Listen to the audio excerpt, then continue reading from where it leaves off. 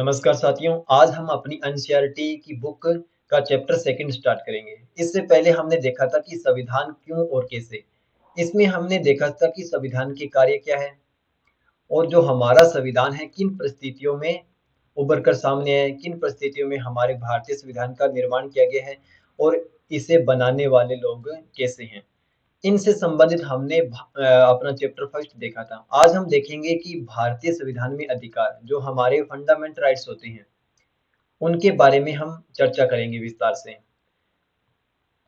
इसकी शुरुआत हम दो उदाहरणों से करते हैं। 1982 में एशियान गेम होते हैं।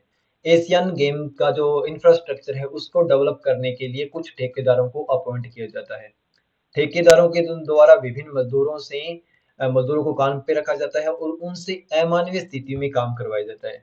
अगर हम इसको ऐसे देखें कि उनसे बेगार करवाया जाता है। अगर हम बेगार को देखें तो बेगार में हम दो कंडीशन होती है। एक तो होता है फोर्स्ड लेबर यानी किसी से जबरदस्ती यानी बलात् श्रम करवाना, यानी किसी भी व्यक्ति को जोर जबरदस्ती से काम करवाना। दूसरा हम देखते हैं कि इसमें हम देखते हैं कि बिना पैसे दिए हुए काम करवाना।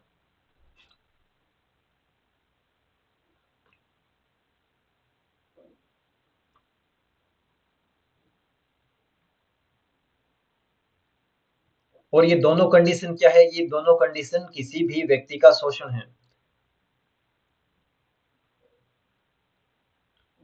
अच्छी बात ये कि हमारे जो फंडामेंटल राइट्स होते हैं, फंडामेंटल राइट्स में हमें राइट टू एक्सप्लॉयटेशन यानी शोषण के विरुद्ध संरक्षण दिया गया है। अगर कोई भी व्यक्ति किसी भी व्यक्ति से बलात्कार करवाता है या फिर बिना पैसे दिए हुए काम करवाता है तो हम न्यायालय में जा सकते हैं। दूसरी कंडीशन यहाँ पर आप इस चीज पे गौर कीजिए कि ठेकेदारों के द्वारा बलात्कार नहीं करवाए जा रहे, यानी जबरदस्ती से काम नहीं करवाया जा रहा है, वो अपनी मर्जी से काम कर रहे हैं। दूसरा उनको पैसे भी दिए जा रहे हैं। लेकिन यहाँ पर जो हम बात करें शोषण की, तो वो शोषण कैसा है?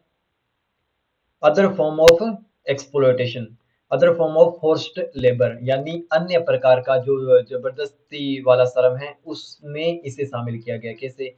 ना तो ये बलात् श्रम है, ना ये बिना पैसे दिए हुए काम करवाया जा रहा है। लेकिन यहाँ पर हम बात करें कि यहाँ पर मिनिमम वेज नहीं दिया जा रहा है,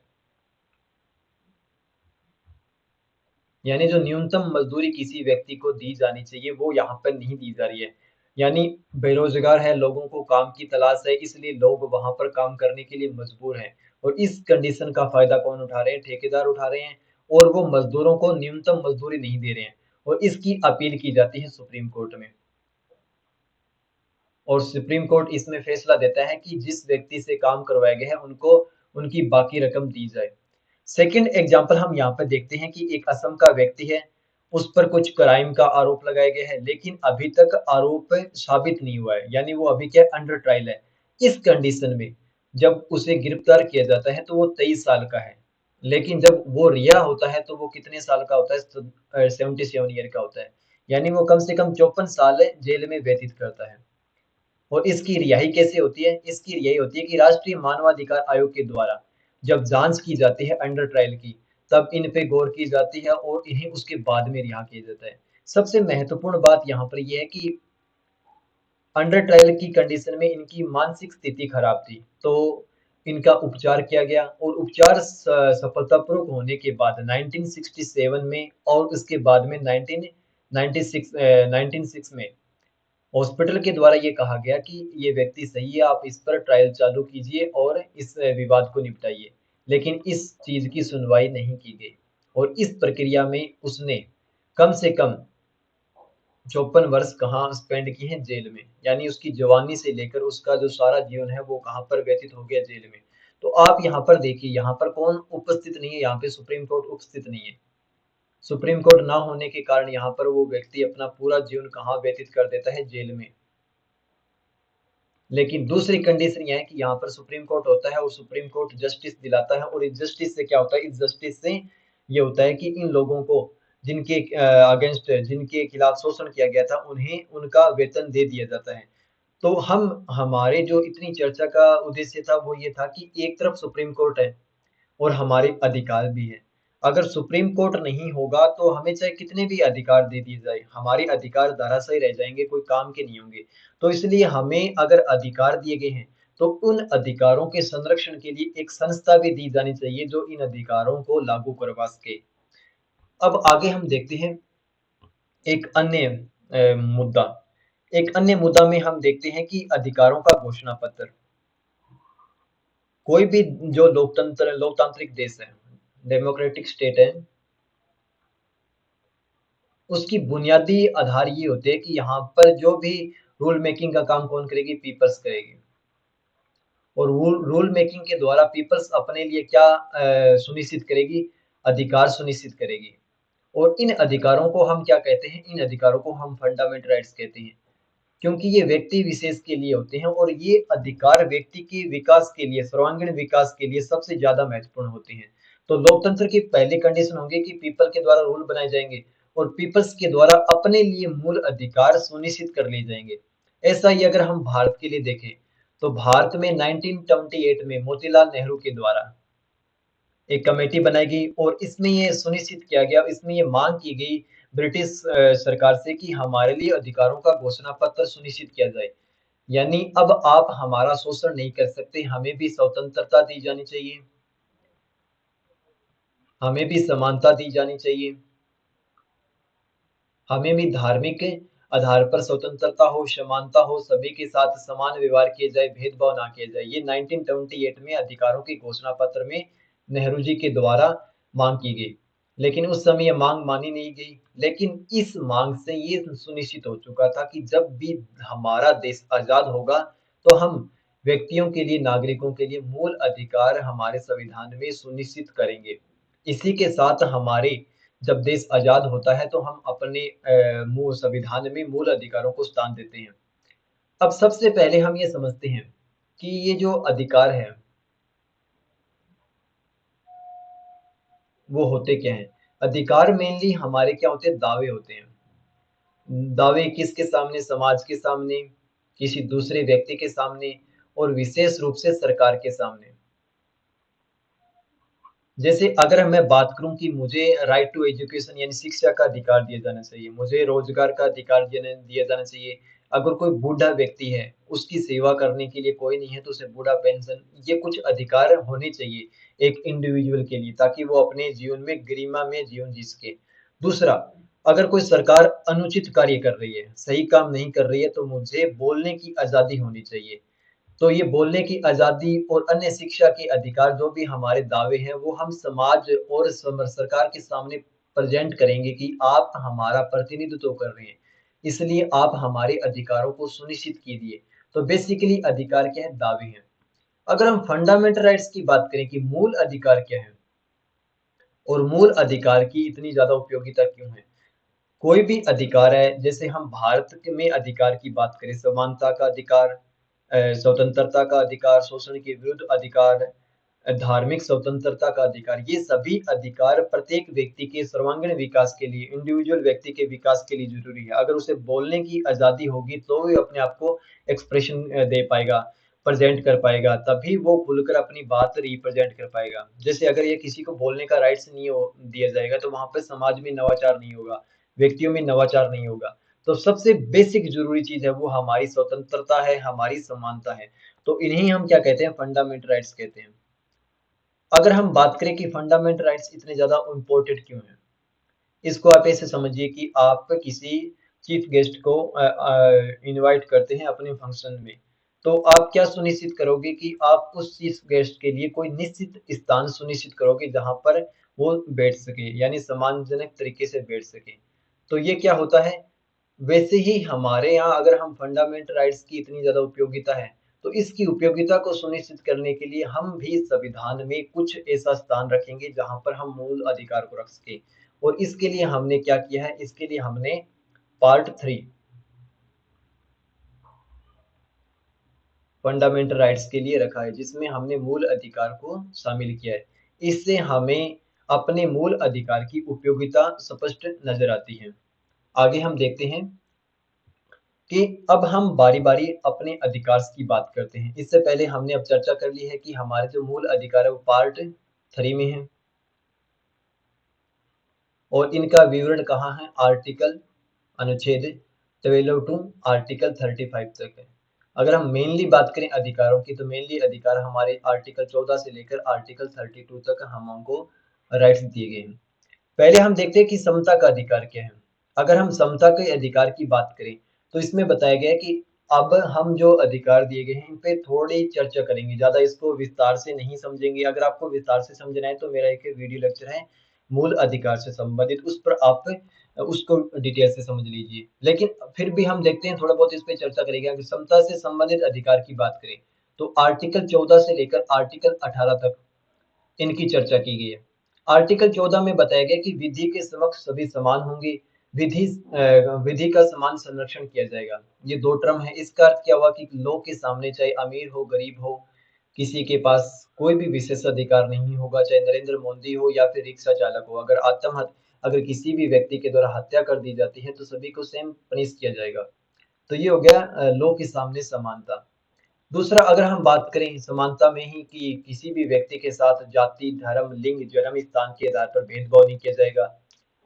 लोक नियोजन में अगर हम बात करें, तो अवसर की समानता होगी, अनटचेबिलिटी नहीं होगी, छुआछूत नहीं होगी, उपाधियों का अंत किया जाएगा। ये सभी जो हमारे अधिकार हैं, वो किस में शामिल होंगे? समानता के अधिकार में शामिल होंगे। आगे हम देखते हैं कि स्वतंत्रता का अधिकार। स्वतंत्रता के अधिकार को हम आर्टिकल 19 से लेकर आर्टिकल 22 तक समझेंगे। अगर हम बात करें मेनली 19 हमें बोलने की और अपने हाव भाव को एक्सप्रेस करने की आजादी देते हैं, जिसे हम वाक एवं अभिव्यक्ति की स्वतंत्रता कहते हैं। जैसे मैंने बताया कि अगर हमें सरकार की आलोचना करनी है उनके कामों से संबंधित, तो वो हमें कौन देता है? आर्टिकल 19(1)(a) देता है। आर्टिकल 19(1)(a) हमें भाषण और अभिव्यक्ति की आजादी देता है, जिसमें हम सरकार की आलोचना भी कर सकते हैं। दूसरा, अगर हम देखें 19(1)(b) में, जैसे कि शांतिपूर्ण ढंग से हम जमा हो सकते हैं, सम्मेलन कर सकते हैं, सभा कर सकते हैं। लेकिन ये कैसा होना चाहिए? ये बिना अस्त्र शस्त्र के होना चाहिए।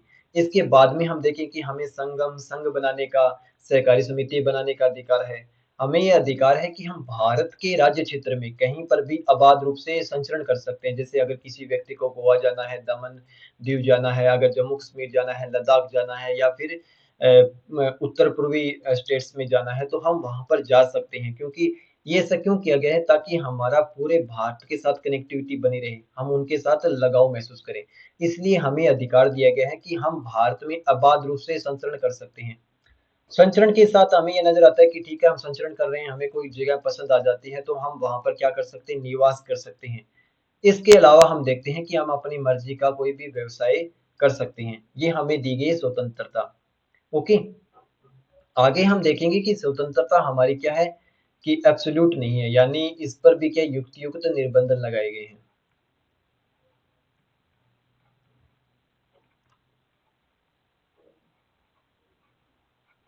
इस पर हम अभी चर्चा करेंगे कि ये युक्त निर्बंधन है क्या। अगर हम भारतीय संविधान की बात करें, तो 19(2) से लेकर 19(6) तक इनका जिक्र किया गया है। आगे हम देखते हैं, इसमें एक भाषण की अभिव्यक्ति आ गया। अपराध के लिए दोष सिद्धि के संबंध में संरक्षण, ये हम देख लेंगे। जीवन की रक्षा और देश स्वतंत्रता का अधिकार, शिक्षा का अधिकार हमारा फंडामेंटल राइट्स है। आगे हम देखते हैं शोषण के विरुद्ध अधिकार। शोषण के विरुद्ध अधिकार की बात करें, तो आर्टिकल 23 से 24 शोषण के विरुद्ध अधिकार की बात की गई है। जो चैप्टर हमने स्टार्ट किया था, उसमें आर्टिकल 23 हमें संरक्षण देता है कि कोई हमारा शोषण ना करे, बेगार ना करे, बलात्श्रम ना करवाए। धार्मिक स्वतंत्रता की आजादी, आर्टिकल 25 से 28 तक हमें धार्मिक स्वतंत्रता की आजादी दी गई है, कि हम अपने धर्म, अपने अकॉर्डिंग अपने धर्म का अनुपालन कर सकते हैं, आचरण कर सकते हैं, उस धर्म के अकॉर्डिंग व्यवहार कर सकते हैं। सांस्कृतिक और शैक्षणिक अधिकार, कोई भी अल्पसंख्यक है, उन्हें अधिकार होगी को अपनी संस्कृति का संरक्षण कर सके, अपने लिए अल्प जो भी अल्पसंख्यक है, वो अपने लिए अपना शैक्षणिक संस्थान खोल सके। और सबसे महत्वपूर्ण है संवैधानिक उपचारों का अधिकार। इसका ये अर्थ हुआ कि अगर कोई भी हमारा फंडामेंटल राइट्स वॉयलेट होता है, उल्लंघन होता है, तो उस उल्लंघन के लिए हम कहाँ जा सकते हैं? डायरेक्ट कोर्ट में जा सकते हैं। ये ऐसा हो गया कि कोई व्यक्ति किसी व्यक्ति को चोटिल कर देता है, तो उस चोट का उपचार कौन करेगा? डॉक्टर करेगा। तो हमारे लिए सुप्रीम कोर्ट क्या है? सबसे बड़ा डॉक्टर है हमारे फंडामेंटल राइट्स के लिए। ओके। अब हम बारी बारी इन पर चर्चा करते हैं। जैसे हम देखते हैं कि सबसे महत्वपूर्ण है समता का अधिकार।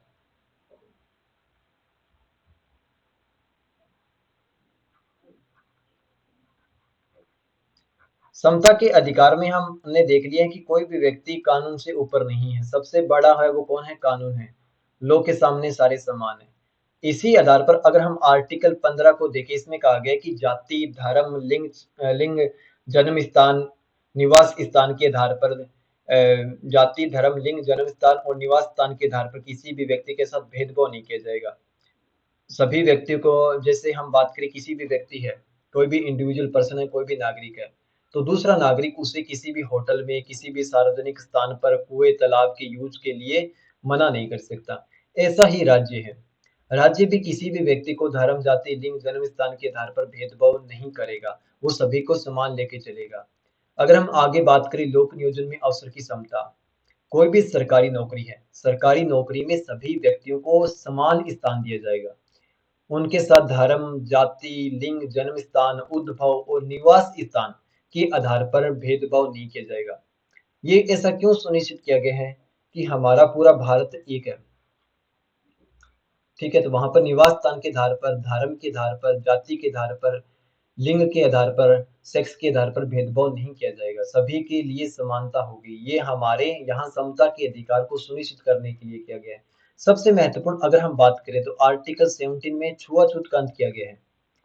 जब हमारा देश आजाद नहीं हुआ था, अगर हम बात करें कि वैदिक पीरियड से, तो वहाँ उस समय हमारे जो ग्रंथ है उनमें छुआछूत की प्रवृत्ति पैदा हो गई थी। यानी लोगों, जैसे हम बात करें मनुस्मृति में, तो इन ग्रंथों में छुआछूत से संबंधित, यानी जो व्यक्ति जो जैसा काम कर रहे हैं उसी के अकॉर्डिंग जातियां डिसाइड कर दी गई।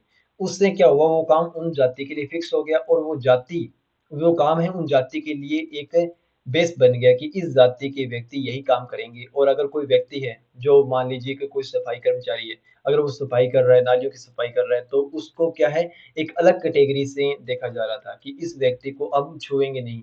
इस व्यक्ति के लिए अलग कुआं होगा, इस व्यक्ति के लिए अलग सोसाइटी होगी, अलग घर होगा। इनका जो घर होगा वो सोसाइटी से बाहर होगा, यानी जो भी सवर्ण लोग हैं वो दूसरी जगह रहेंगे, और ये जो लोग सफाई कर्मचारी या फिर अनदर जो भी काम कर रहे हैं, जिन्हें वो नीचा काम मानते थे, वो अलग जगह रहेंगे। तो ये छुआछूत थी। तो इस छुआछूत को हमारे संविधान निर्माताओं ने महसूस किया। जैसे हम बात करें डॉक्टर भीमराव अंबेडकर महोदय, जो दलित महार जाति से बिलोंग करते थे,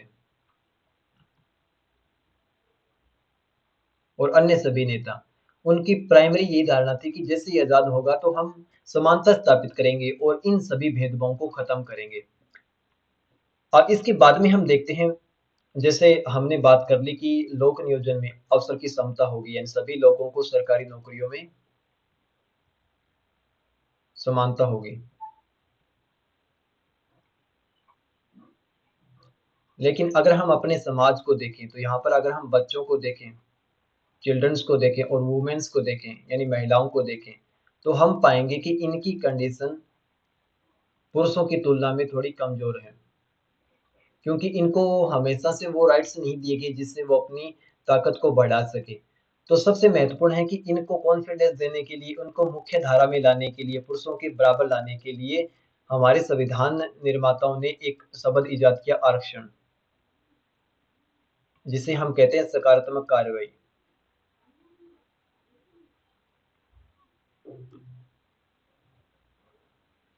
यानी जो भी लोग वंचित है, चाहे जाति के आधार पर, जैसे हम बात करें एससी एसटी या फिर ओबीसी, यानी जाति यानी समाज के आधार पर, या फिर शिक्षा के आधार पर, कोई भी समाज है जो वंचित है, कोई भी समुदाय वंचित है, उनके लिए हम सकारात्मक कार्रवाई करेंगे, यानी उनके लिए ऐसा सपोर्ट सिस्टम करेंगे ताकि वो इस रेस में शामिल हो सके और अपने आप का सर्वांगीण विकास करे, अपने आप का कल्याण कर सके। ऐसा क्यों होगा, जैसे हम बात करें कोई भी गरीब व्यक्ति है, तो उसके लिए सबसे बेसिक होगा कि उसके लिए रोटी, कपड़ा, मकान हो। तो हम वो आधारभूत सुविधाएं इन लोगों को प्रोवाइड करवाएंगे ताकि वो अपना विकास कर सके, अपनी शिक्षा प्राप्त कर सके, अपने स्वास्थ्य का ध्यान रख सके। तो ये हमारे संविधान निर्माताओं ने आरक्षण से किया।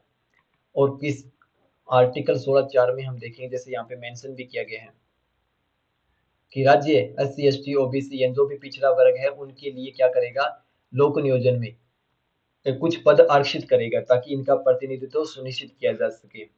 ये इस शब्द को हम क्या कहेंगे, आरक्षण, तो इसके लिए एक छोटा शब्द है, इसका मेनली पर्पज होता है सकारात्मक कार्रवाई। समाज के जो हाशिए पर खड़े हुए लोग हैं उनको मुख्य धारा में लाने के लिए की गई जो कार्रवाई होती है उसे हम सकारात्मक कार्रवाई कहते हैं।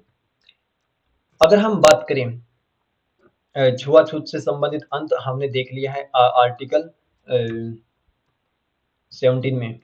लेकिन अगर हम बात करें इसी से संबंधित एक आर्टिकल 18 जिसमें कहा गया उपाधियों का अंत किया जाएगा। अब उपाधियां क्या है? ब्रिटिश गवर्नमेंट के द्वारा भारत में विभाजन करने के लिए कुछ उपाधियां जैसे सर राय बहादुर ये उपाधि दी जाती थी, जिससे उनको ये कि उनका जो स्टेटस है वो समाज में सबसे ऊपर है। इससे समाज में विविधता को खतरा पैदा होता है और समाज में क्या होता है कि खाइयां पैदा होती है कि ये अपर है ये लोअर है। इस विभिन्नता को इस भेदभाव को मिटाने के लिए सरकार ने हमारी संविधान सभा ने क्या किया? उपाधियों का अंत किया। और जैसे हम बात करें कोई इसमें दो अपवाद है, कोई भी एकेडमिक है यानी कोई भी स्कूल से संबंधित एकेडमिक जैसे स्कूल से संबंधित या फिर कोई आर्मी से संबंधित,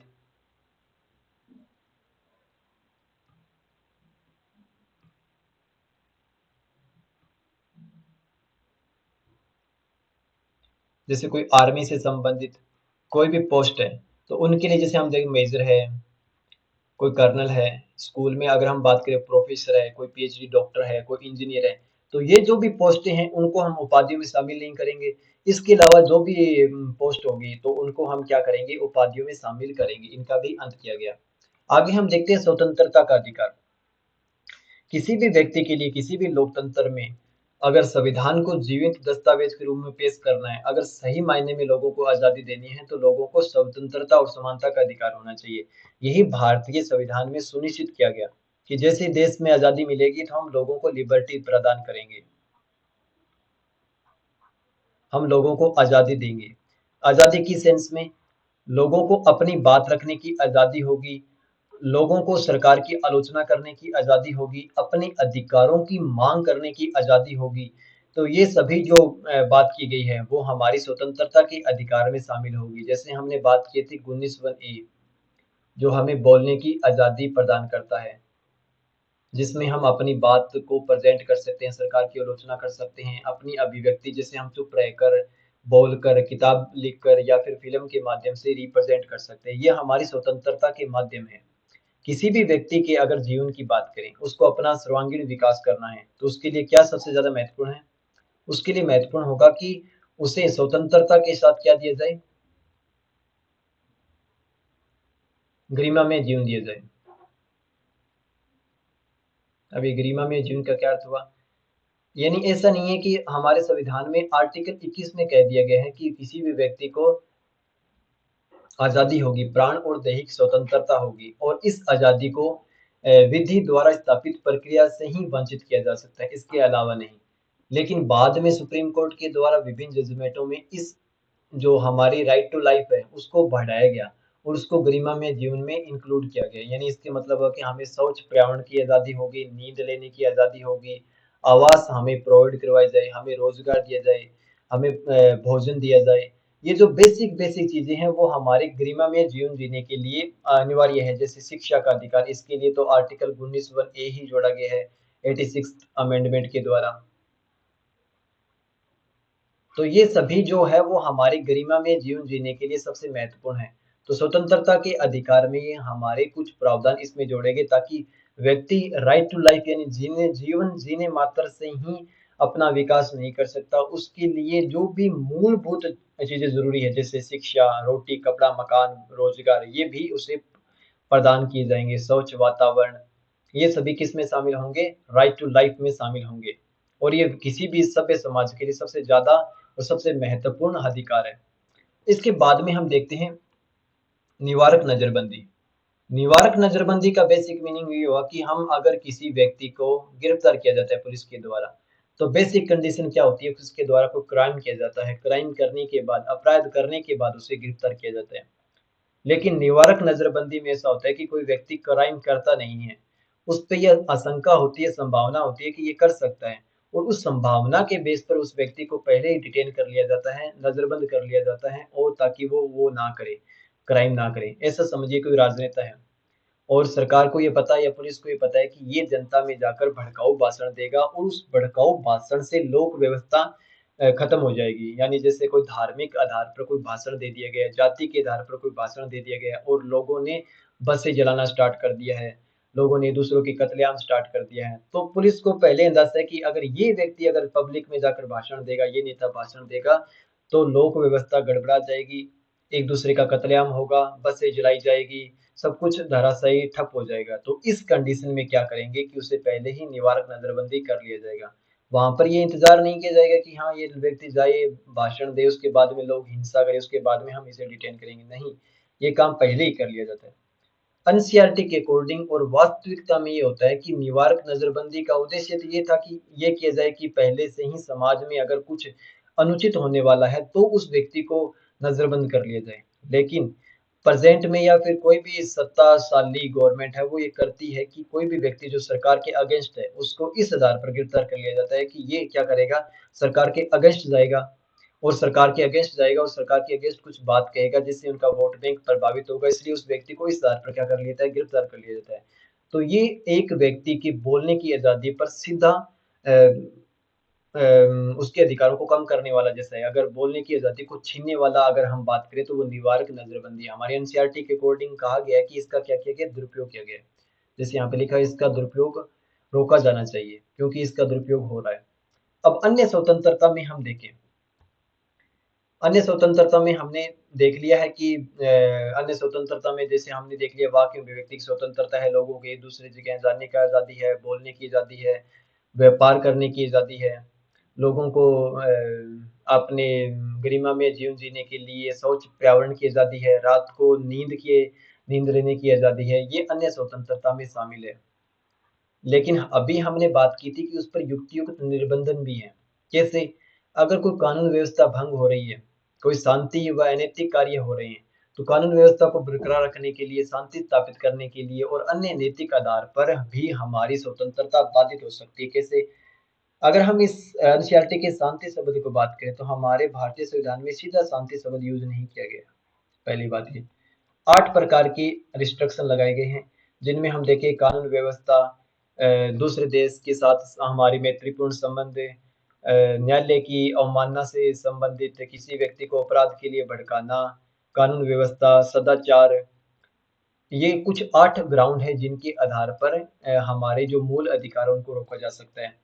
एक एग्जांपल के तौर पर हम देखते हैं कि जैसे मैं कोई थिएटर में बैठा हूँ, मूवी देख रहा हूँ और वहाँ पर मैसिव पॉपुलेशन है और मैं उठता हूँ और उठ के बोलता हूँ फायर, फायर, फायर। तो लोगों को लगेगा कि आग लग चुकी है और लोग क्या करेंगे, दौड़ना स्टार्ट कर देंगे। उस भगदड़ से क्या होगा कि बहुत सारे लोग मारे जाएँगे, बहुत सारे लोग ज़ख्मी हो जाएँगे। पुलिस आएगी और मुझे बोलेगी कि सर चलिए आपको गिरफ्तार किया जा रहा है। तो मैं बोलूँगा कि कैसे गिरफ्तार किया जा रहा है? मेरे पास आर्टिकल 19(1) ए है, जिसमें मुझे बोलने की आज़ादी है। तो पुलिस बोलेगी कि सर आपको बोलने की आज़ादी है, लेकिन इस बोलने की आज़ादी पर कुछ रिस्ट्रिक्शन भी है और रिस्ट्रिक्शन क्या है? कानून व्यवस्था।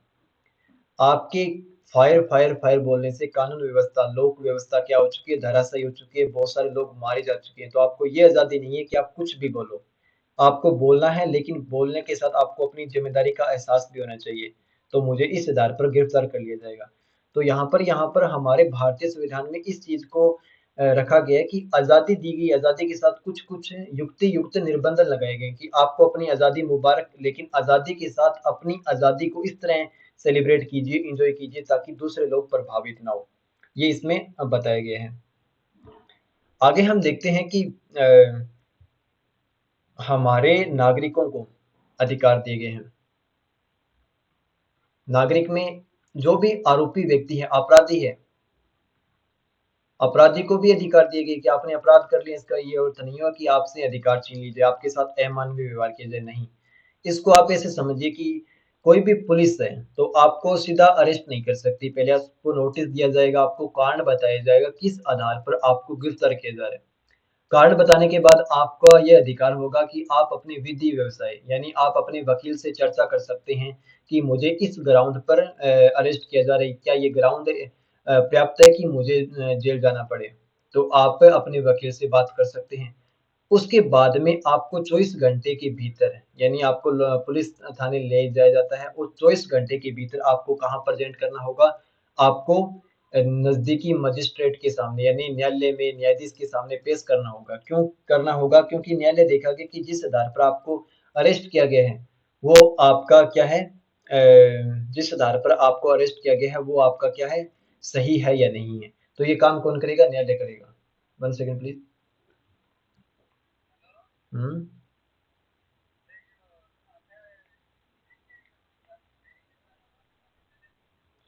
अ, आप आ जाइए, मेरी अभी तो क्लास चल रही है, रिकॉर्डिंग क्लास हो रही है, 15-20 मिनट की क्लास पड़ी है, तो आप आ जाइए।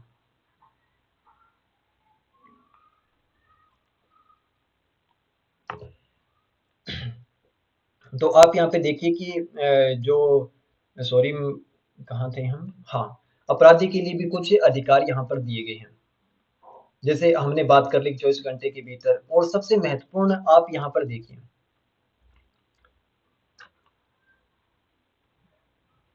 किसी भी व्यक्ति को एक अपराध के लिए, कोई भी व्यक्ति है, अगर वो क्राइम कर देता है, कोई व्यक्ति जैसे मर्डर कर दिया किसी व्यक्ति ने, जैसे मान लीजिए मैंने मर्डर कर दिया और मुझे 14 साल की सजा हो गई,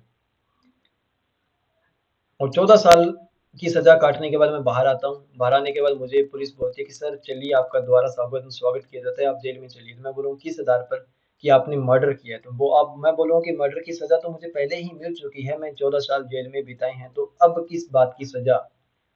तो मुझे बोलेंगे कि नहीं सर आपको चलना होगा। तो मैं उनको बताऊंगा कि एक बार, एक अपराध के लिए एक बार ही सजा दी जाएगी, दोबारा सजा नहीं दी जाएगी।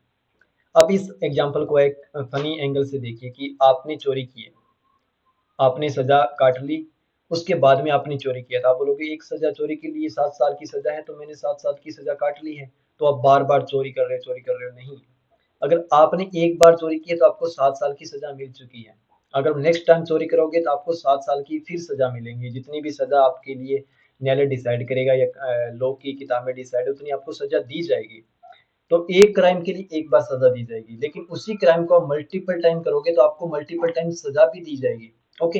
दूसरा देखिए कि कोई भी क्राइम है, जैसे आज किसी व्यक्ति ने मर्डर किया है, अगर आज के समय में उस मर्डर की अधिकतम सजा 14 साल की है, तो आपको 14 साल की ही सजा दी जाएगी। अगर कल को वो सजा डिसाइड कर दी जाए कि फांसी दी जाएगी, तो आज अगर आपने मर्डर किया है, कल कानून बना है कि उस मर्डर के लिए फांसी दी जानी है, तो आपको ओनली 14 साल की सजा हो सकती है, कल का कानून आप पर लागू नहीं होगा। इसे रेट्रोस्पेक्टिव लॉ कहते हैं, यानी जो कल कानून बनेगा। जैसे मैं बात कर रहा हूँ कि आपको एक निर्भया कांड हुआ था 2012 में, तो वहां पर जो एक उन आरोपियों में से एक आरोपी जो नाबालिग था, 18 साल से कम का था, उस समय यह प्रावधान था कि उस व्यक्ति को कहाँ भेजा जाएगा, जो बच्चों की कोर्ट होती है वहां पर भेजा जाएगा, और उसे फांसी तो नहीं दी जाएगी। तो वहां पर अगर ये लॉ नहीं है कि हाँ इसने जघन्य अपराध किया है, और लॉ में जघन्य अपराध के लिए अलग से व्यवस्था है, लेकिन बच्चों के लिए अलग प्रावधान किए गए हैं कि उनके लिए उनको अलग से जेल में रखा जाएगा। तो वहां पर उस व्यक्ति को फांसी नहीं दी जा सकती, क्योंकि हमारे लॉ में तब तक वो प्रावधान नहीं था कि 18 साल से कम के जो भी नाबालिग होंगे उनके लिए वो प्रावधान नहीं था। तो पीछे बैक डेट से जाकर ऐसा नहीं किया जा सकता। तीसरा, अगर हम बात करें, किसी भी व्यक्ति को अपने खिलाफ गवाही देने के लिए मजबूर नहीं किया जाएगा। जैसे मैं बात करूं कि अ, अगर हमारे यहाँ पर अगर ये नहीं होता कि कोई भी व्यक्ति अपने खिलाफ गवाही नहीं दे सकता, इसका उल्टा होता कि मैं अपने खिलाफ गवाही दे सकता हूँ, तो पुलिस मुझे अरेस्ट करती और मुझे पीटती और बोलती कि सर बोलिए आपने पिटाई की है। तो मैं बोलता हाँ मैंने पिटाई की है, क्योंकि मार से डरता हूँ, मुझे बोलना पड़ता कि हाँ मैंने पिटाई की है। और इस सबूत को कहाँ पेश किया जाता, न्यायालय में। और न्यायालय मुझे, अगर मेरे पे ये आरोप होता कि मैंने मर्डर किया है, मृत्यु किसी को मारा है, तो मुझे फांसी दे दी जाती।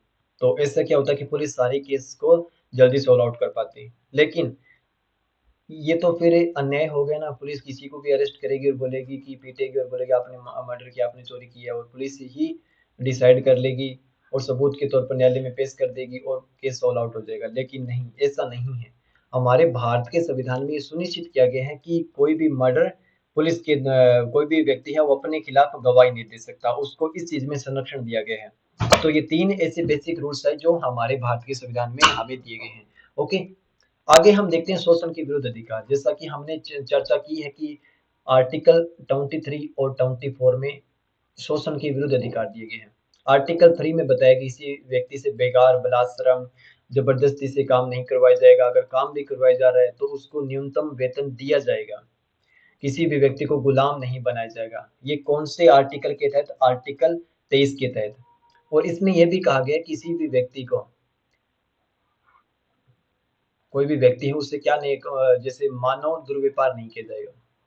मानव दुर्व्यवहार का आप ऐसे समझ लीजिए, कोई बच्चा है या फिर कोई स्त्री है, उसको बेचा नहीं जाएगा, या फिर कोई भी मानव है उसके ऑर्गन्स को नहीं बेचा जाएगा। तो मानव का व्यापार है वो क्या दुर्व्यापार है, उसको नहीं किया जाएगा। हमारा संविधान इसे इलीगल मानता है, इस कृत्य से व्यक्तियों को संरक्षण देता है। आर्टिकल 24 हमें देता है कि बालकों से किसी भी खान में, किसी भी खतरनाक उद्योग में काम नहीं करवाया जाएगा। तो ये जो चित्र आपको दिख रहा है वो क्या है, इसमें पूछा गया है। तो ये क्या बलात्सर्म नहीं है, ये क्या है, बालकों के साथ शोषण हो रहा है, यानी बाल मजदूरी करवाई जा रही है। तो बाल मजदूरी के खिलाफ हमारे यहाँ क्या है, संरक्षण दिया गया है आर्टिकल 24 में। इन बालकों से जो भी 14 साल से कम की उम्र है के बच्चे हैं, उनको खान में, खतरनाक उद्योग में, खनन में काम नहीं करवाया जाएगा। सबसे महत्वपूर्ण अगर हम बात करें किसी भी देश के लिए, जो भी लोकतांत्रिक देश है, तो वो स्वतंत्रता देता है। और सबसे बड़ी स्वतंत्रता क्या होती है, किसी भी व्यक्ति को उसके धर्म को मानने की स्वतंत्रता दी जाए। अगर हम बात करें पाकिस्तान की, हमारा देश विभाजन हुआ धर्म के आधार पर। पाकिस्तान ने अपने आप को इस्लामिक कंट्री घोषित किया, वहां पर इस्लाम धर्म को अपनाया गया। जैसे अगर हम बात करें म्यांमार की, अगर हम बात करें नेपाल की, तो वहां पर बौद्ध धर्म है। अगर हम बात करें श्रीलंका की, तो वहां पर बौद्ध धर्म है। इन्होंने अपने आप को क्या है, एक धर्म के अकॉर्डिंग अपने स्टेट को निर्धारित किया। लेकिन भारत जब आजाद हुआ, तो भारत की पहली प्राथमिकता था कि हम अपने देश को धर्मनिरपेक्ष बनाएंगे। हम किसी भी धर्म को बढ़ावा नहीं देंगे, सभी धर्मों का संरक्षण करेंगे। हमारा कोई भी राजकीय धर्म नहीं होगा। भारत ने धर्मनिरपेक्ष चरित्र को अपनाया है। तो इसके लिए जरूरी हो जाता है कि भारत अपने सभी व्यक्तियों को धर्म की स्वतंत्रता दे। यानी कोई भी व्यक्ति है अपने धर्म के अकॉर्डिंग आचरण कर सकता है, पूजा पाठ कर सकता है, अगरबत्ती कर सकता है, नमाज पढ़ सकता है, हनुमान चालीसा पढ़ सकता है, जो भी उसको अच्छा लगे उसके अकॉर्डिंग वो काम कर सकता है। इस सेंस में हम ये देखते हैं कि पूजा अर्चना पाठ तो हो गया। इसके अलावा अगर ये देखें कि गीता है, अगर उसमें कहा गया कि कर्म को महत्व दिया जाना चाहिए, फल को महत्व नहीं दिया जाना चाहिए, सभी धर्म समान है। अगर ये हमारे धर्म से संबंधित कुछ अच्छी चीजें हैं तो इनका प्रचार कर सकते हैं, जिससे क्या हो कि लोगों को हमारे धर्म के बारे में जानकारी हो कि हिंदू धर्म में क्या चीजें हैं। जैसे अगर हम मुस्लिम धर्म की बात करें, तो मुस्लिम धर्म में कहा गया है कि कोई भी व्यक्ति किसी को ब्याज पर पैसा नहीं देगा, कोई भी व्यक्ति है वो ड्रिंक नहीं करेगा। ये अच्छी-अच्छी चीज़ें हैं, वो हमारे धर्म में शामिल की गई हैं, हम इनका प्रचार कर सकते हैं। और इस प्रचार से किसी को लगता है कि हाँ, हिंदू धर्म बढ़िया है, मुस्लिम धर्म है वो बढ़िया है, या फिर जो जैन है, बौद्ध है वो बढ़िया है, तो इसे अडॉप्ट कीजिए। यहाँ पर कंडीशन क्या है कि ज़बरदस्ती से रिश्वत देकर, पैसे देकर हम धर्मांतरण नहीं करवा रहे हैं, हम अपने धर्म की अच्छी चीज़ों के द्वारा धर्मांतरण करवा रहे हैं। तो ये सही है, लेकिन जोर जबरदस्ती से अगर धर्म परिवर्तन करवाया जा रहा है तो वो इलीगल है। उसके रिपोर्ट होने पर राज्य के द्वारा, सरकार के द्वारा दंडित किया जाएगा। तो मेरा मेनली कहने का अर्थ है कि जो स्वतंत्रता है धर्म से संबंधित, उसे राज्य सुनिश्चित करेगा। राज्य ना तो धर्म से संबंधित इंटरवीन करेगा और ना ही धर्म राज्य से संबंधित मामलों में हस्तक्षेप करेगा। आप इसे से समझिए कि सती प्रथा है, सती प्रथा को किसका सपोर्ट था, धर्म का सपोर्ट था। लेकिन ये क्या है, अनुचित है, अन्यायपूर्ण है महिला के साथ। तो हमारे राज्य ने क्या किया, इसे जीरो घोषित कर दिया और कहा कि कोई भी सती प्रथा का अगर दोषी पाया जाता है तो उसे सजा दी जाएगी। इसी तरह बाल विवाह है, इसी तरह मानव बलि है। ये जो भी धर्म से रिलेटेड है, जैसे 3 तलाक है, सबरीमाला का केस है, ये सभी जो धर्म से संरक्षण प्राप्त है, जो अनुचित है, अन्याय पैदा कर रहे हैं समाज में, भेदभाव पैदा कर रहे हैं, तो सरकार के पास ये पावर होगी कि सभ्य समाज बनाने के लिए हम इन्हें क्या कर दें, हम इन्हें नष्ट कर दें और ऐसे समाज का निर्माण करें जहां पर भेदभाव ना हो।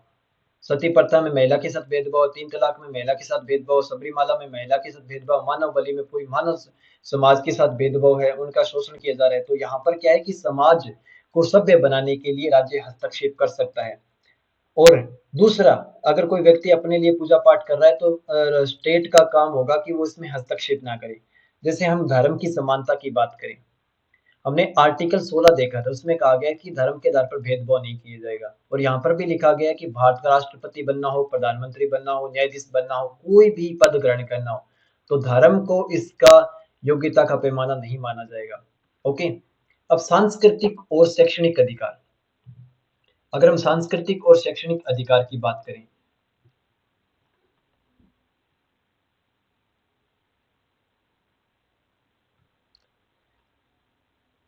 कोई भी देश है तो वहां पर अल्पसंख्यक होते हैं।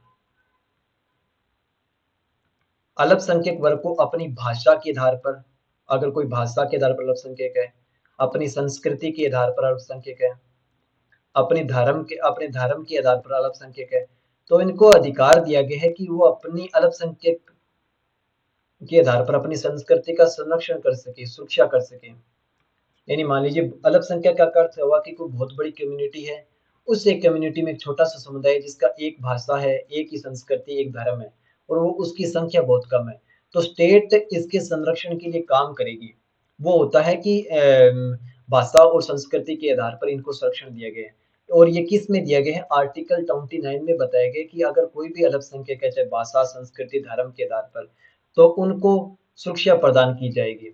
अगर हम आर्टिकल 30 की बात करें तो उसमें कहा गया कि अल्पसंख्यक कोई भाषाई आधार पर अल्पसंख्यक है या फिर कोई धर्म के आधार पर अल्पसंख्यक है, तो वो अपनी अल्पसंख्यक संस्कृति को बचाने के लिए क्या कर सकता है, शैक्षणिक संस्थाओं की स्थापना कर सकता है ताकि वो अपनी धर्म के लोगों को, अपनी भाषा के लोगों को शिक्षित कर सके अपनी भाषा में, अपने धर्म में। तो ये धार्मिक आजादी दी गई है अल्पसंख्यकों को भाषा और धर्म के आधार पर आर्टिकल 29 व 30 में। कितनी अच्छी बात है कि जो देश, अगर हम बात करें पाकिस्तान की, अनदर स्टेट की है, तो वो क्या करते हैं, अपने इस्लाम को ज्यादा बढ़ावा देते हैं या फिर कोई और धर्म है, पारसी है, ईसाई है, लेकिन भारत में कहा गया चाहे कोई भी माइन्यूट कम्युनिटी हो, कोई भी अल्पसंख्यक कम्युनिटी हो, हम उनके लिए संरक्षण पैदा करेंगे, हम उनका सहयोग करेंगे ताकि वो अपने आप को बचा के रख सके, अपने आप का विकास, अल्पसंख्यक होते हुए भी वो अपना विकास कर सके। जैसे नेहरू जी ने कहा था कि हमने एक धर्मनिरपेक्ष राज्य चुना है, अपनी मर्जी से चुना है, तो बहुसंख्यक वर्ग का दायित्व बनता है कि हम अल्पसंख्यक को ये भरोसा दिलाएं कि आप हमारे देश में सुरक्षित हैं, आप अपना विकास कर सकते हैं, आपको भाषा, धर्म अपने विकास में रोड़े अड़चन नहीं करेगी। तो ये जो सभी प्रावधान है जो भारतीय संविधान में है, वो हमारे क्या है, मूल अधिकार हैं और वो किसी भी व्यक्ति के, इंडिविजुअल व्यक्ति के विकास के लिए सबसे ज्यादा महत्वपूर्ण है। अब हम देखते हैं, हमने देख लिया कि हमारे जो कुछ अधिकार हैं जो व्यक्ति के विकास के लिए जरूरी है।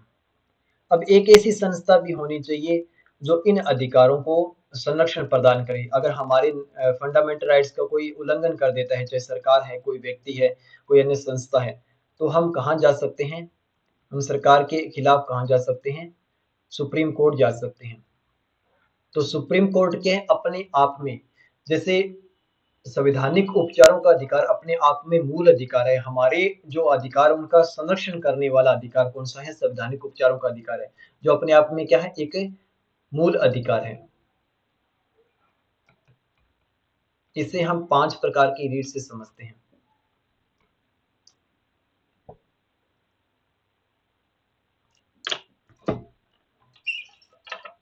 पहली रीढ़ है बंदी प्रत्यक्षीकरण।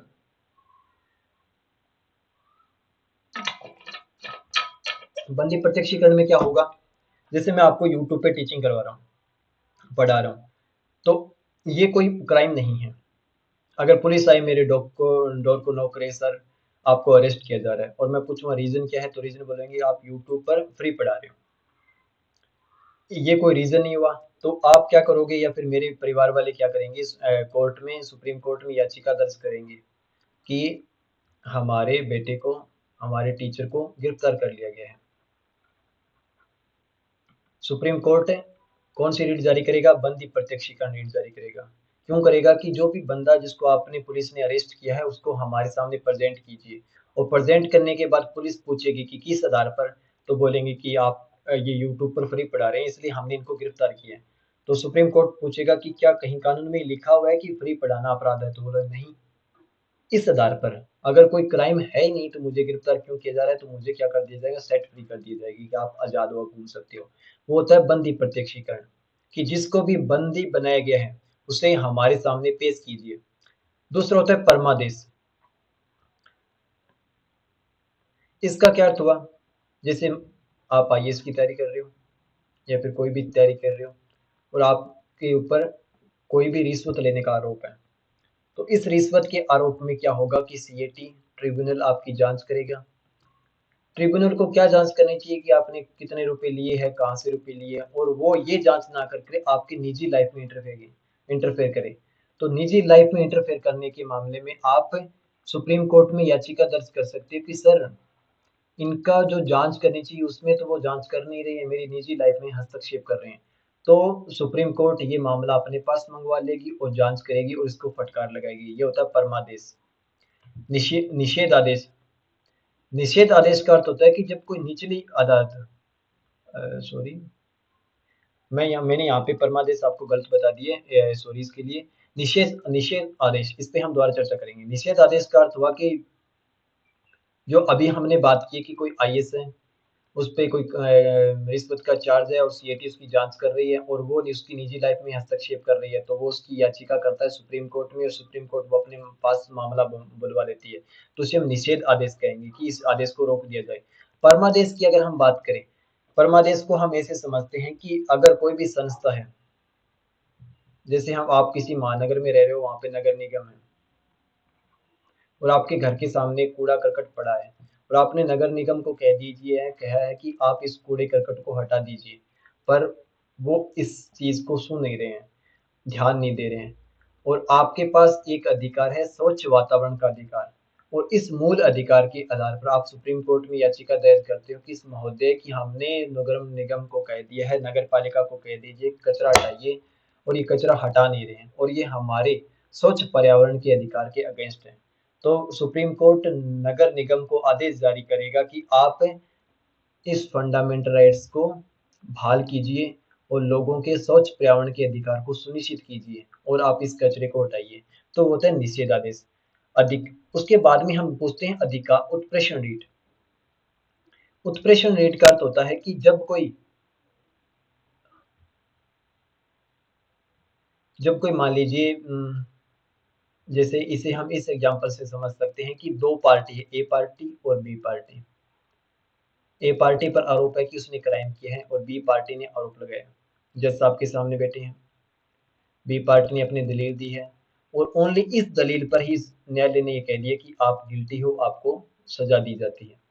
यहाँ पे क्या चीज मिसिंग हुई है, एक का पक्ष नहीं सुना गया है और ये प्राकृतिक न्याय के अगेंस्ट है, प्राकृतिक न्याय के सिद्धांत के अगेंस्ट है, क्योंकि इनका पक्ष नहीं सुना गया। तो यहाँ पर सुप्रीम कोर्ट कहेगा लोअर कोर्ट से कि आपने पूरे तरीके से प्रक्रिया का पालन नहीं किया गया है और इस आधार पर वो मामला अपने पास से मंगा लेगी। अधिकार पर चर्चा क्या होता है, सबसे महत्वपूर्ण।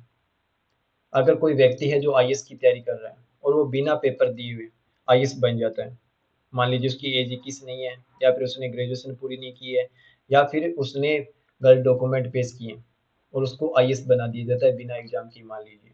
तो आप यहाँ पर ये अधिकार पर चर्चा रीट जारी कर सकते हैं कि सर, इसको किस आधार पर आईएएस बनाया गया है। ये आपके पास अधिकार है कि आप सुप्रीम कोर्ट में जा सकते हैं। तो आप पूछोगे सर हमें क्या मतलब है, हमें क्यों किसी की अरे शिकायत करनी है। हमें अधिकार है, हमें आर्टिकल 16 याद करना चाहिए, उसमें कहा गया है कि लोक नियोजन में सभी को समानता दी जाएगी सरकारी नौकरियों में। तो इस पर किसी न किसी का हक है, मेरा हक है, तो मैं इस हक के आधार पर कहूंगा कि इस व्यक्ति ने अनुचित तरीके से ये सीट ग्रहण की है और इस आधार पर इस व्यक्ति को इस्तीफा देना होगा। ओके, तो ये होता है हमारा अधिकार पर चर्चा। ये रीट दी गई है सुप्रीम कोर्ट को आर्टिकल 32 के अकॉर्डिंग, ताकि हमारे अधिकारों का संरक्षण कर सके। बंदे के प्रत्यक्षीकरण में आपने समझ लिया कि बंदे को प्रेजेंट करना होगा न्यायालय के सामने।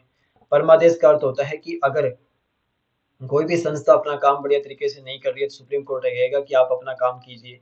निषेध आदेश का अर्थ होता है कि कोई व्यक्ति, जैसे हमने बात की सी8 है, वो अपना काम अच्छे से नहीं कर रही है, दूसरा काम कर रही है, अपने अधिकार क्षेत्र से बाहर जाकर काम कर रही है, तो यहाँ पर हम कर सकते हैं। अधिकार पर चर्चा से हम अधिकारी से पूछते हैं किस अधिकार पर आपने ऐसा किया है और वो बताने में असक्षम है तो हम क्या करेंगे, उसकी अपील करेंगे सुप्रीम कोर्ट में। उत्प्रेक्षण रीट में हमने देखा कि निचली अदालत अगर कोई भी अदालत अगर अपना दूसरे क्लाइंट का पक्ष नहीं ध्यान से सुन पा रही है या सुनती है या फिर भेदभाव करती है तो हम इसके लिए भी सुप्रीम कोर्ट जा सकते हैं। ओके, अब हम देखते हैं सबसे महत्वपूर्ण। अब हमने अब तक क्या देखा, हमने देखा मूल अधिकार कि मूल अधिकार क्या है। मूल अधिकार के साथ साथ ही हम देखते हैं डीपीएसपी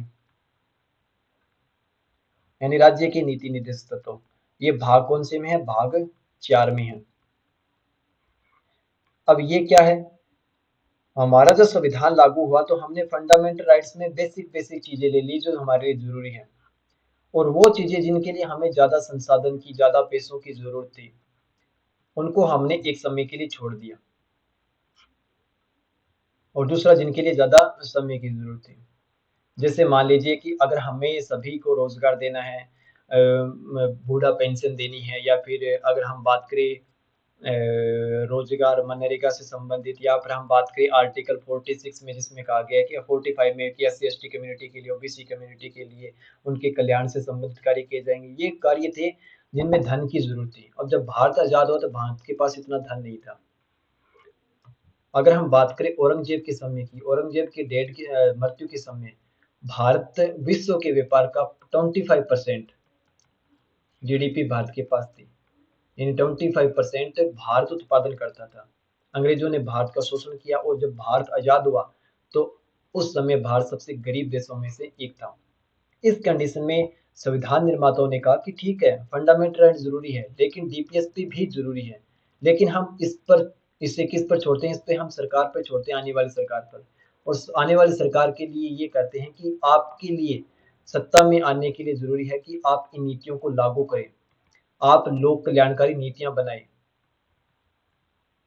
और लोक कल्याणकारी नीतियां ही आपके सत्ता में आने का मार्ग तैयार करेगी। अगर आप जनता का कल्याण करेंगे तो जनता आपको वोट देगी, या नहीं करेंगी तो वोट नहीं देंगी।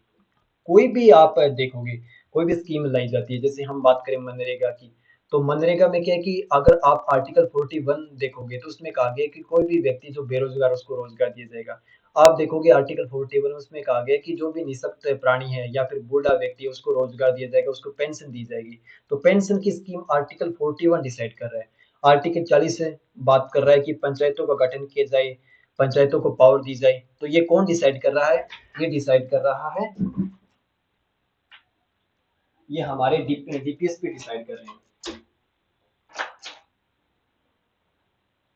ये हमारे डीपीएस पे डिसाइड कर रहे हैं।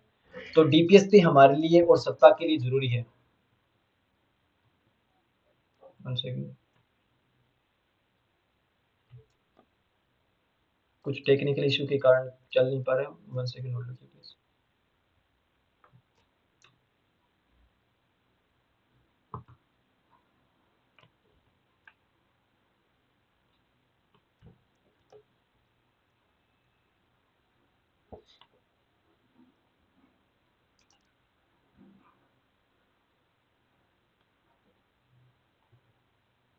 हाँ, उसके बाद में हम देखते हैं कि नीति निर्देश तत्व, और नीति निर्देश तत्व हमने देख लिया कि पर्याप्त जीवन यापन के लिए महिलाओं और पुरुषों में समान कार्य के लिए आप आर्टिकल 39 देखोगे, वहां पे इनकी चर्चा की गई है। काम का अधिकार, जैसे हमने बात की है कि काम का अधिकार हमने फंडामेंटल राइट्स में नहीं दिखा है क्योंकि उसके लिए धन की जरूरत है, लेकिन सरकार काम प्रयास करेगी कि लोगों को ये अधिकार दिए जाए ताकि लोगों का जीवन सफल हो सके। समान नागरिकता का अधिकार आर्टिकल 44, घरेलू उद्योगों को बढ़ावा देना आर्टिकल 43, पशुओं के लिए आर्टिकल 48, ग्राम पंचायतों का गठन आर्टिकल 40। ये सभी प्रावधान हमारे राज्य की नीति निर्देश तत्वों में शामिल किए गए हैं और इनका उद्देश्य क्या है, ताकि लोक कल्याण और सामाजिक आर्थिक राजनीतिक सुनिश्चित किया जा सके। लोक कल्याण यानी लोगों का कल्याण हो, सामाजिक रूप से यानी कोई भी व्यक्ति अगर आर्थिक रूप से मजबूत होगा, सामाजिक रूप से अगर मजबूती दी जाएगी तो लोग अपना विकास कर पाएंगे। जाति धर्म के आधार पर भेदभाव नहीं होगा, लोगों के पास धन होगा, राजनीतिक न्याय होगा। तो ये सभी उद्देश्य किसके हैं, हमारे राज्य की नीति निर्देश तत्वों के हैं। जीवन स्तर को ऊंचा उठाना, जीवन स्तर का ऐसे कि अगर न्यूनतम पोषण दिया जाएगा, लोगों को पोषाहार दिया जाएगा, मिड डे मील जैसी स्कीमें चलाई जाएगी, लोगों को नशे से दूर रखा जाएगा, तो इनसे क्या होगा, लोगों का जीवन स्तर बेहतर होगा। अंतर्राष्ट्रीय शांति को बढ़ाना, आर्टिकल 51 में इनकी चर्चा की गई है। अब सबसे महत्वपूर्ण बात हम देख लेते हैं कि जो डीपीएसपी है और जो फंडामेंटल राइट्स है उनके बीच में टकराव होता है, क्योंकि जब देश आज़ाद हुआ तो देश को सबसे ज़्यादा ज़रूरत थी समानता स्थापित करने की, उसमें बाधा आ रही थी संपत्ति का अधिकार, यानी भूमि सुधार से संबंधित। इसलिए 9th शेड्यूल जोड़ा गया और 9th शेड्यूल में शामिल किया गया कि कोई भी देश अगर एक्सप्लॉइटेशन कर रहा है अगर कोई भी संपत्ति अधिग्रहण करनी है और उस संपत्ति को अगर 9th शेड्यूल में शामिल कर लिया जाता है कोई भी प्रावधान को, तो वहां पर सुप्रीम कोर्ट न्यायिक हस्तक्षेप नहीं कर सकती। तो 9th शेड्यूल ऐसा एक आवरण बनाया गया जिससे क्या हो कि सुधार किया जा सके, किसमें, भूमि में, और भूमि का पुनर्वितरण किया जा सके। ओके। और केशवानंद भारती केस में ये बात की गई कि मूल ढांचा आप कोई भी चेंज कीजिए, कोई भी संशोधन कीजिए, न्यायालय हस्तक्षेप नहीं करेगा, लेकिन संविधान के अगर बेसिक स्ट्रक्चर में आपने चेंज कर दिया तो सरकार वहां पर क्या करेगी, सरकार इसे सहन नहीं करेगी।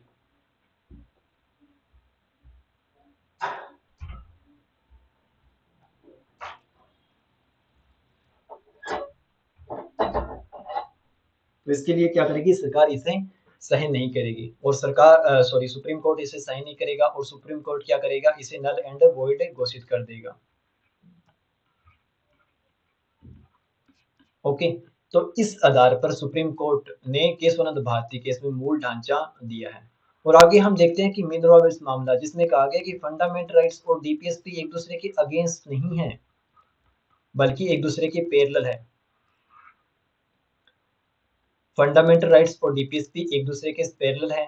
ये एक बैलगाड़ी के दो पहिए हैं, अगर इन दोनों को साथ लेके चलेंगे जब देश में कल्याणकारी योजना स्थापित की जा सकेगी, वरना हमारे देश का विकास और लोगों का विकास संभव नहीं है।